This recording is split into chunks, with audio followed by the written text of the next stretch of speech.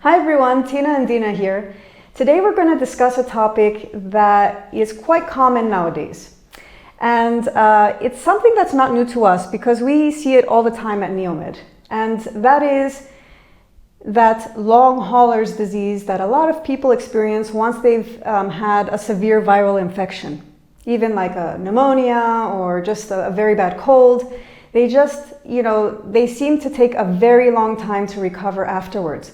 So we're going to discuss some of the root causes and perhaps give some tips and therapies about how you can start to heal after you've had a pretty bad viral infection. Mm-hmm. And so first thing I'd like to discuss is kind of looking at one of the main symptoms that a lot of people come to us for is that, I was athletic before and I was doing all these things and now I can't even work. I'm so exhausted. I have trouble getting out of bed and even moving during the day.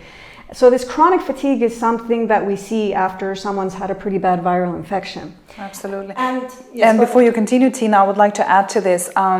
We also need to see how healthy you were. Because sometimes people say I was healthy and I was doing so many things and I had so much energy, but were you really healthy?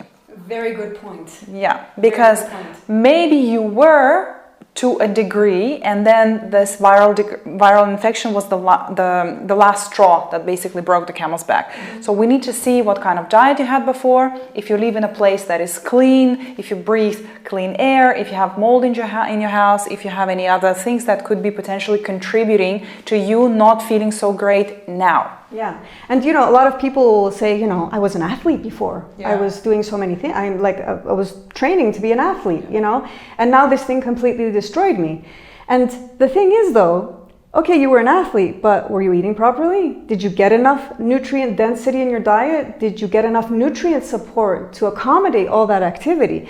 Most people that have a natural talent for being an athlete, they kind of ignore all that. Mm-hmm. And, just go on being an athlete, but it comes at a price when something like a virus comes in contact with you and then kind of destroys all that, all right? So we need to make sure, like Dina said, that, everything, how was your health before, and kind of address it and slowly start to make you feel better. So Dina, I wanted to ask you, what are, when we see chronic fatigue, we're talking about the mitochondria or the energy makers in the cell being depleted. They're not working properly. That's why we have this chronic fatigue.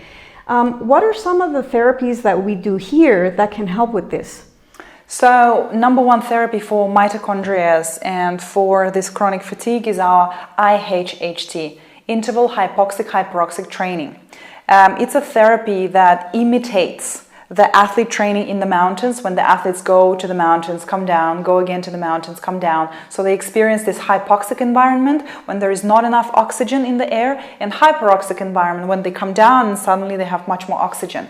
So this training consists of breathing through a special mask, a specially programmed flow of oxygen that goes high, low, high, low, high, low. And this is how the mitochondria get trained. It actually eliminates all the very, let's say, non-functioning or poorly functioning mitochondria and boosts the function of the healthy ones so that they produce much more ATP, mm-hmm. which is our fuel. Yes. And this is one of the fantastic therapies that we would recommend for everyone coming with this severe fatigue after any infection or after any disease, actually any chronic illness. Yes. Then another fantastic treatment that I must mention is our infusions. All these people who experience the severe fatigue, they are oxygen depleted normally. So apart from the oxygen hypoxic-hyperoxic training, we also offer oxygen therapies, oxygen ozone therapies that could be explored further in different modalities actually.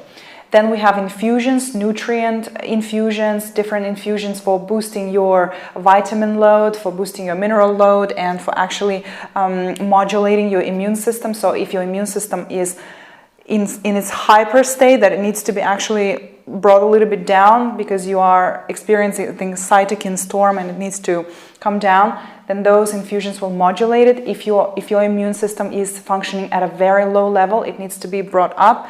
So we have infusions for that as well. I mean, those are very good points that you're making, because a lot of people say we have to boost our immune system. Yeah. That's not exactly correct. We need to modulate it or balance it so that it's the most resilient. Yes. So that when something comes to attack it, it knows how to work properly and get rid of it. Yeah, so that's very good. Nutritionally, when we're looking at mitochondria, one very effective way to get less tired is to fast. Mm-hmm. And that goes against, what you might think. I need to eat to feed my mitochondria to, work. But when you're so mitochondria depleted, it's again training that mitochondria to work.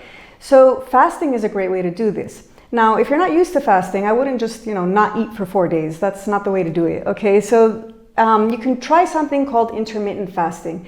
And that is something when you don't eat for a large portion of the day and night, and you only eat between certain hours during the day. And this can be kind of, I would work on this with someone who's trained to teach you and guide you on this, because everybody's different. If you have blood sugar issues, fasting or gastritis, is... or some stomach issues, then they may experience problems while fasting. Right. So, but what you do is you basically start with a longer window. I tell a lot of people the best way to start is your 12-hour window. So you stop eating at 7 at night. The first time you start eating is 7 in the morning. Easy enough, Then you can start going to the 16-hour window. If that feels comfortable for you, you can start increasing. Now, for women that are not menopausal, very important not to do this every single day. Because it does interfere with your regular hormonal functioning. So you can do it like 2 to 3 times a week to help boost your mitochondria.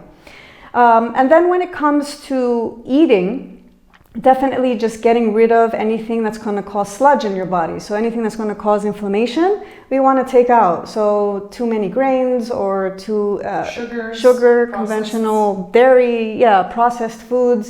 We want to eat as clean as possible so that, our digestion is optimized and we're absorbing the right amount of nutrients for our mitochondria. I would like to add a little bit to the fasting point, because this is a great way to also drain and detox all the remnants of the viral infection. There is a special way that we use here to fast. We use amino acids. Mm-hmm. So you don't actually fast, die from hunger, oh my God. It's not like that. You use special amino acids. You can also use a little bit of fat to put you in burning your fats, to boost your ketone levels. It's not exactly the ketogenic diet that we are proposing here, but it could be also used for the ketogenic diet. So those people who want to fast, but without really losing nutrients, without losing their muscles, then they can incorporate amino acids, which we will tell you exactly when to take them and how to take them, and with what foods you can combine those amino acids, and then you actually stay quite nourished. You don't really feel very hungry, and at the same time you're still fasting because there's no food. It's only the tablet amino acids. And for those of you that don't know, amino acids are basically proteins in their very broken down form. So as soon as you swallow them, you absorb them. And you absorb them at a much higher rate than you would if you're eating a piece of chicken, for example. Okay? And your liver's not working to digest that piece of chicken. So it kind of gives all your organs a chance to rest and digest, and let your mitochondria really take over and boost your energy. We're going to show a chart here of that you see that amino acids are absorbed 99%, and they create only 1% of metabolic waste, and all other nutrients are obviously creating metabolic waste because our organs needs to digest them, and that produces waste. All right, so I think we've covered some basic stuff of what we can do to address what we can do after a viral infection. There's definitely supplements that either Dina or myself can give you guys to feel even better. And so we address your mitochondrial function, so all that stuff goes away and you boost your health and become optimal in your health. So thank you everyone for listening today. If you have any questions, or if you'd like to find out more about our program for the long haulers disease after a viral infection, please contact us. We're happy to help. Thank you guys. Bye. Bye.